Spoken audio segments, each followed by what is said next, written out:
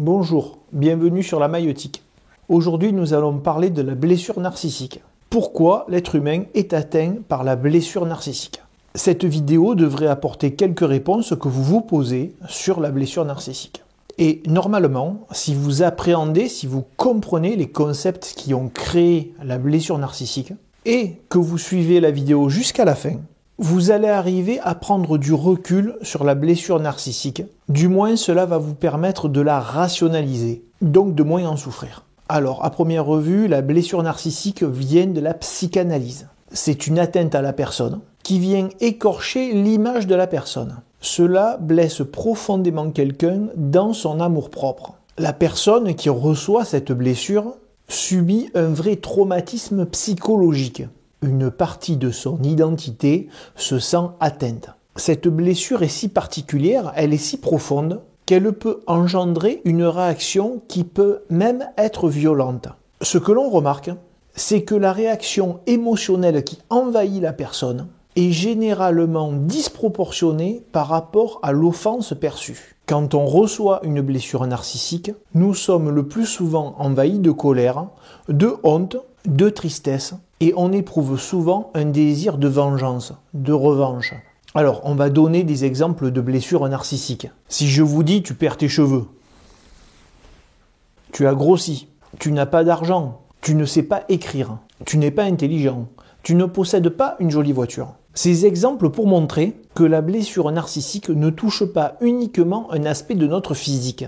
Elle peut porter sur notre travail, tu n'as pas un bon travail. Elle peut porter sur nos enfants, tes enfants ne sont pas beaux, ils ne sont pas intelligents. On remarque que la blessure narcissique peut prendre des formes très différentes. Ce qui nous touche n'est pas uniquement l'image que l'on voit dans le miroir, mais l'ensemble de toute l'œuvre de notre vie. Pour bien comprendre l'importance du traumatisme que peut occasionner une blessure narcissique, je vais vous donner un exemple juridique, lors d'une affaire qui peut aller jusqu'au meurtre. Le juge cherche à avoir un dossier d'enquête complet pour savoir si tous les éléments sont présents en vue de juger correctement la personne. Généralement, on trouve dans le dossier le lieu du crime, l'arme du crime, la date, le corps s'il y en a un, ou les preuves de l'agression, et ce que l'on appelle le mobile. Le mobile, c'est ce qui pousse l'agresseur à agir. Le plus souvent, le mobile, c'est l'argent, le sexe, le vol, mais on accepte aussi comme mobile la blessure narcissique.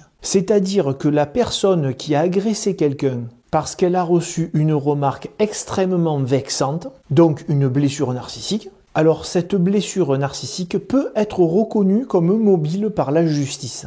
Cela veut dire que la justice arrive à comprendre que l'accusé n'a pas pu se contrôler à cause de l'affront qu'il a subi. Alors attention, cela n'excuse en rien. Cela ne fait qu'expliquer pourquoi cet acte a été commis. Mais, dans certains cas, cela peut entraîner des circonstances atténuantes. Donc vous voyez à quel point la blessure narcissique est reconnue dans nos sociétés. Donc finalement, pourquoi sommes-nous si affectés par ces paroles? Pourquoi devons-nous faire attention à ce que notre image ne soit pas égratignée? Et pourquoi cela peut entraîner des réactions si violentes? La psychanalyse propose des explications avec les interactions durant l'enfance. Bien évidemment, si nous voulons comprendre d'où vient la blessure narcissique, nous allons devoir remonter bien plus loin que notre enfance. Comme cette blessure se retrouve chez tout le monde, elle est donc gravée dans notre cerveau par l'évolution de l'espèce. Elle fait donc partie de nos instincts. Déjà, il faut bien se replacer dans le contexte de la préhistoire. Nous étions dans de petits groupes, le plus souvent isolés. D'autant que si nous étions bannis du groupe, cela signait complètement notre arrêt de mort. Et je vais vous expliquer pourquoi. Vous allez me dire, il suffit de changer de groupe, je vais aller voir dans le groupe d'à côté si c'est mieux. Un peu comme on changerait de village ou de ville. Mais il y a 100 000 ans, quand pratiquement tous nos ancêtres, les sapiens, étaient en Afrique, l'ordre de grandeur du nombre d'individus était très faible par rapport à aujourd'hui. Si je ramène la surface de l'Afrique à celle de la France, c'est comme si nous étions 1000 habitants pour toute la France.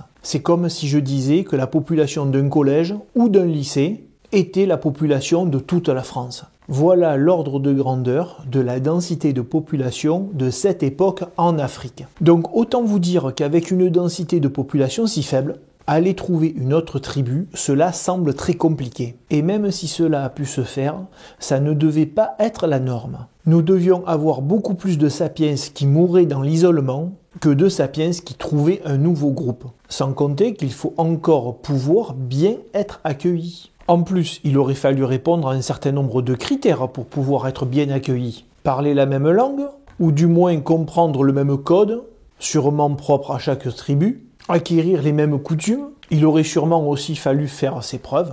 Nous ne pouvons pas débarquer dans un autre groupe et se servir à manger, prendre le partenaire qui nous convient pour nous accoupler. Donc, pour toutes ces raisons, et même d'autres que l'on n'imagine peut-être pas, il devait être très difficile, voire impossible de changer de tribu. Au final, subir une exclusion signait notre arrêt de mort. Alors, j'ai trouvé une image pour bien remettre en perspective cette difficulté. On peut dire qu'à cette époque, quitter notre tribu, c'était comme descendre d'un bateau en pleine mer. Nos chances de survie étaient très réduites et nous avions peu de chances de transmettre nos gènes. Finalement, ceux qui se sont reproduits, ceux qui ont réussi à transmettre leurs gènes, ce sont ceux qui ont réussi à rester dans la tribu. Mais pas seulement à rester dans la tribu. Il y a un autre point tout aussi important que celui que je viens de développer. Il fallait aussi garder la plus haute place dans la tribu, parce que ce sont surtout le ou les chefs qui ont transmis le plus leurs gènes.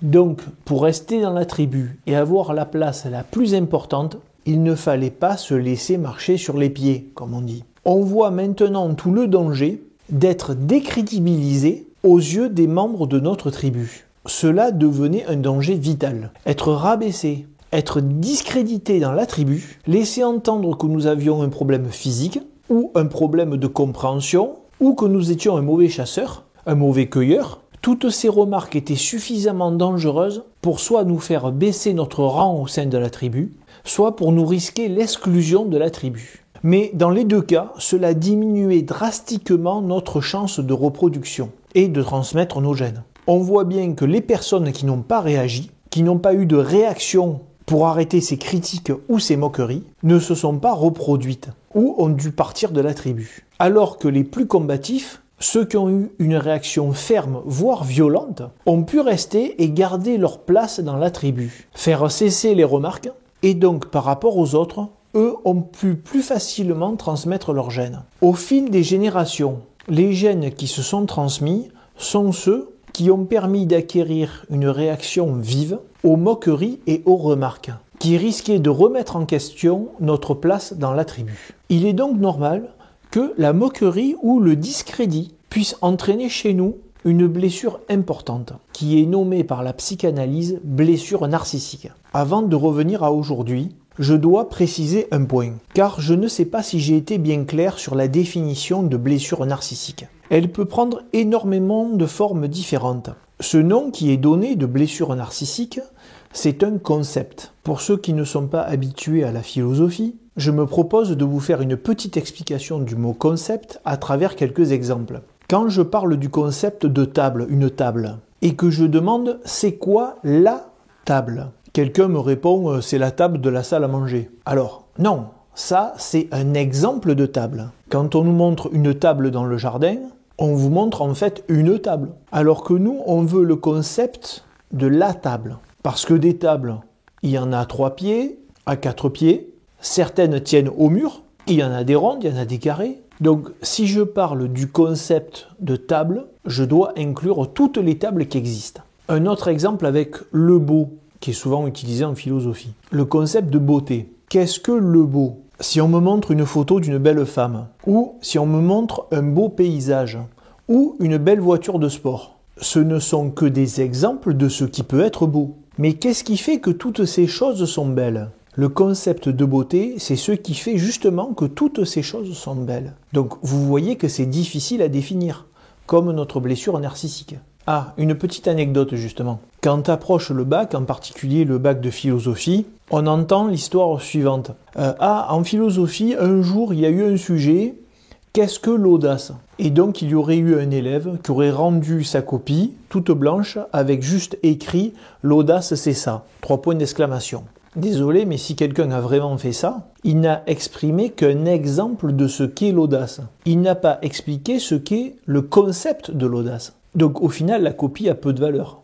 Bref, cette petite digression est importante parce que justement, notre blessure narcissique peut prendre énormément de formes différentes. On pouvait recevoir des remarques ou être critiqué sur des points très différents. Cela ne se résume pas qu'à des traits de notre physique. Je précise ça parce que l'on pourrait croire que la blessure narcissique aurait pu disparaître avec le changement de notre environnement. Effectivement, notre monde a complètement changé et on ne subit pas les mêmes remarques que dans le passé. Aujourd'hui, nous allons trouver une remarque sur notre maison ou notre voiture, alors qu'à la préhistoire, il n'y avait pas de voiture. Mais cela nous touche toujours autant parce que la blessure narcissique, il faut la voir au sens large. Elle va nous remettre en cause de manière générale. Elle ne va pas se limiter uniquement à la beauté ou à quelque chose de très précis. Donc on y vient, la blessure narcissique à notre époque. De nos jours, on n'évolue plus dans une tribu ou dans un groupe, mais dans plusieurs groupes. Celui de la salle de sport, celui du travail, celui de la famille, le groupe des amis ou le groupe des amis des amis. Cela peut être aussi un groupe éphémère, comme celui dans un voyage par exemple. En plus, très important, nous changeons régulièrement de groupe au cours de notre vie. Le groupe de notre classe, le groupe du collège, puis celui du lycée, celui dans le supérieur, puis le groupe du travail, le groupe de l'immeuble ou du quartier peut aussi changer quand on déménage, ce qui n'était pas du tout le cas à la préhistoire, où nous gardions la même tribu toute notre vie. Donc aujourd'hui, quel recul nous apportent les connaissances que l'on vient d'expliquer quand on subit une blessure narcissique? Si on fait un point, on peut changer bien plus facilement de groupe. Et dans beaucoup de cas, l'impact sur notre reproduction